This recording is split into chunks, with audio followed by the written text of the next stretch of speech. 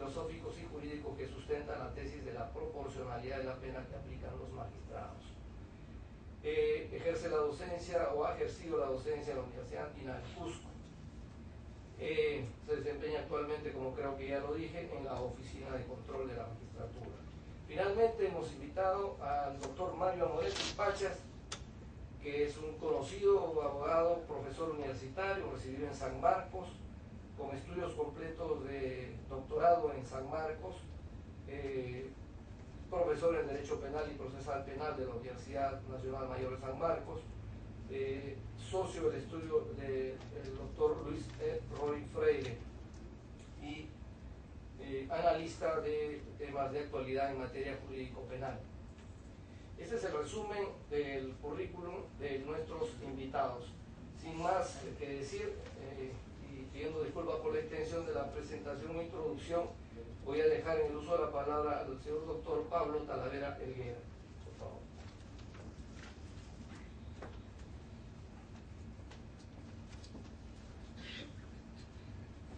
Muy buenas tardes, señor presidente del Consejo Nacional de Magistratura, seguido miembro del Consejo Nacional de Magistratura, señora Vocal Supremo, jefe del órgano de estructura de la magistratura, colegas de la magistratura, tanto del Poder Judicial como de las fiscalías, señores funcionarios y trabajadores del Consejo Nacional, señores abogados y público en general. En primer lugar, quiero agradecer por la oportunidad de, por primera vez, decir algunas palabras en el Consejo Nacional sobre un tema de bastante relevancia, no por su quizás implicancia de carácter procesal, sino por la implicancia que esto tiene en lo que se denomina la responsabilidad de los jueces.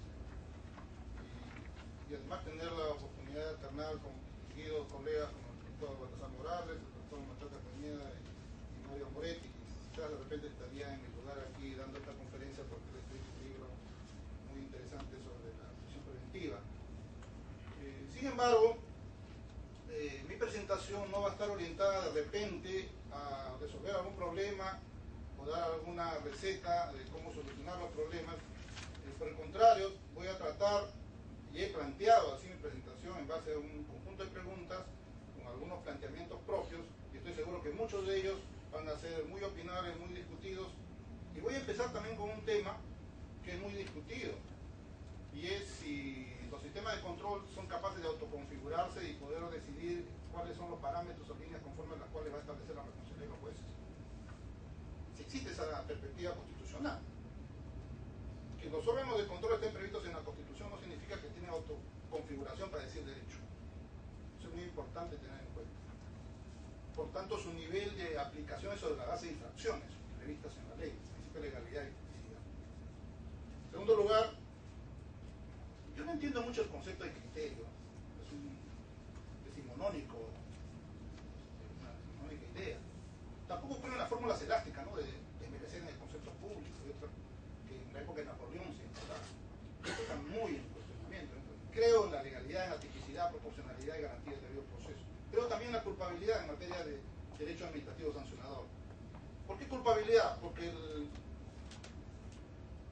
que va a ser objeto de una responsabilidad de jueces tiene que tener la posibilidad y capacidad de motivarse según la norma.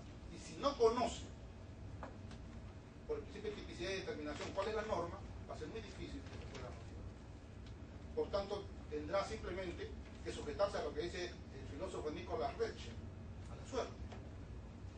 Es decir, como todos los días revocamos resoluciones que muchas veces omiten una serie de cumplimientos, ¿no es cierto?, que tienen que ver con el debido proceso, pero no todos ellos son advertidos por los sistemas de control, porque no todos tienen la calidad de ser interesantes o mediáticos. Por tanto, eso no pasa en el sistema de control.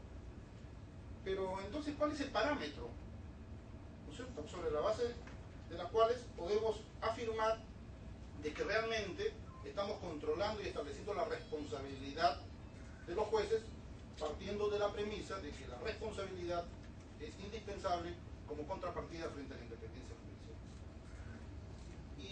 Y vuelvo a lo mismo, cumplir los principios, ¿no es cierto?, que dan pie al derecho administrativo sancionador, y que el Tribunal Constitucional se ha encargado de establecerlos al interpretar por una serie de casos las normas de la Constitución.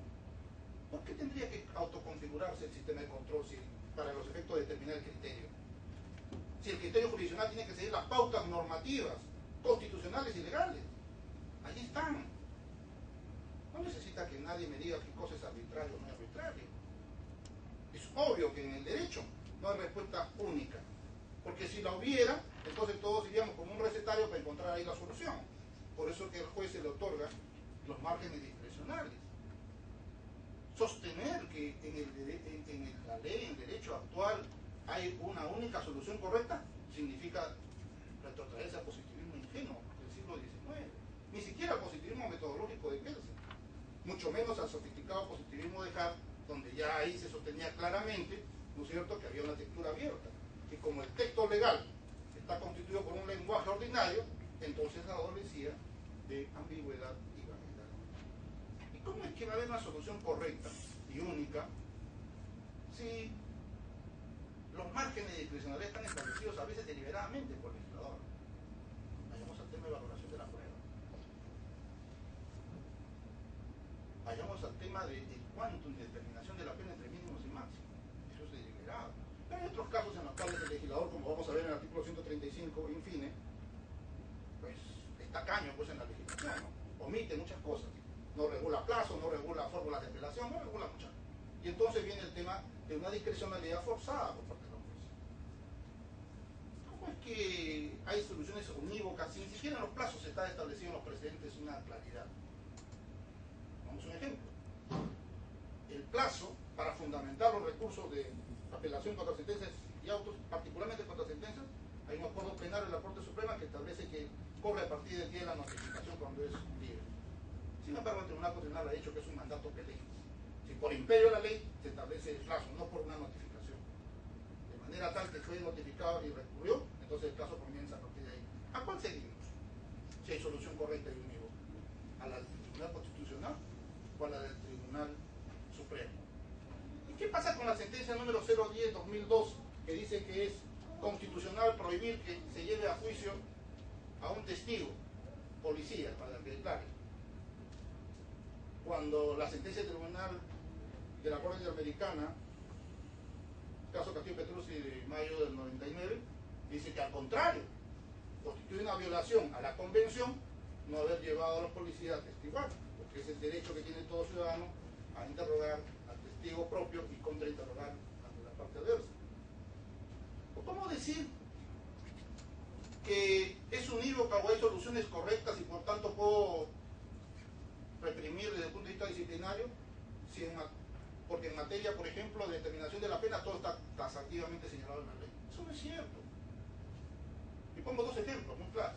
Primero, el acuerdo plenario que reguló en primer momento sobre la violación prevista en el artículo 173 para el caso de menores entre 14 y 18, estableció como pauta vinculante o por lo menos como acuerdo plenario que se podía aplicar para la determinación de la pena un conjunto de fórmulas bajo los criterios de proporcionalidad que no estaban previstos en el artículo 46 y que tampoco eran derivados del artículo 45. ¿Qué seguimos? ¿La solución correcta del 46? ¿O también la pauta normativa establecida en ese acuerdo plenario? ¿Y qué pasa, por ejemplo, cuando yo les diga, oiga, también hay otra fórmula de atenuación que ha establecido la Corte Suprema, un recurso de nulidad muy interesante? Para el caso de violación del debido proceso, es decir, cuando una persona está sometida a un proceso por más de 10 años, 12 o 13 años, la Corte Suprema ha establecido que se tiene que atenuar la pena como una fórmula de compensación por la violación al derecho fundamental, siguiendo de esta manera casos y sentencias del Tribunal Europeo. Entonces, y podemos seguir con los ejemplos. Tengo el caso de León Domínguez Tumbay, por ejemplo, del Tribunal Constitucional. O tenemos también el artículo 24 de la ley 27.378 que establece que es obligatorio que el juez revele la identidad del testigo protegido cuando se lo pide la parte para efecto de su actuación en el juicio.